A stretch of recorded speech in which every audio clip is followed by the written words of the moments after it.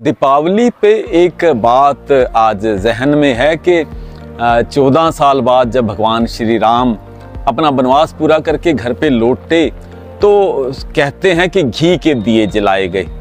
अब परिवारजनों को तो इसकी खुशी होनी ही थी, क्योंकि एक परिवार का मुख्य सदस्य 14 साल बाद वापस लौट रहा है, वो भी वनवास अपना पूरा करके।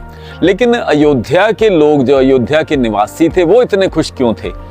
हालांकि 14 साल से राजा तो उनको उनके अनुज भरत के रूप में मिले ही हुए थे, फिर इतने खुश क्यों थे? असल में जो गुण थे भगवान राम के, जो उनका न्यायप्रियता थी, जो एक जमीन से जुड़े हुए एक छोटे से छोटे व्यक्ति की बात सुनने की और उसको सोचने समझने की जो क्षमता उनमें थी, उसके कारण, और जो मर्यादाओं का ध्यान रखने का उनका जो एक संकल्प था, जो उन्होंने जीवन भर निभाया, उस संकल्प के कारण लोगों को ये लगता था कि जो अगर राम जी आ जाएंगे तो उनके जो प्रजा है, उनके हालात बदलेंगे, उनकी ज़िंदगी बदलेगी और उनके लिए न्याय हमेशा के लिए रहेगा, चाहे वो किसी भी स्थिति में हो, आर्थिक स्थिति में हो या जातिगत स्थिति में हो। इस करके राम को इतना सम्मान की दृष्टि से देखा जाता है, तब से लेकर अब तक।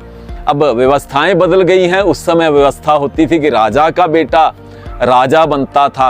अब देश में लोकतंत्र आ गया है, यहाँ पर अब वोट से चुना जाता है जो प्रतिनिधि करेगा, होगा लोगों का, और जो राज करेगा। लेकिन जो उसके लिए आदर्श हैं वह वही हैं जो भगवान राम के लिए थे। वो कितने निभाते हैं ये आप भी जानते हैं, हम भी जानते हैं। लेकिन जो मर्यादाएं निभाने वाला होगा, जो सत्य के साथ खड़ा होगा, जो आमजन की बात सुनेगा, उसी का ही नाम रहेगा।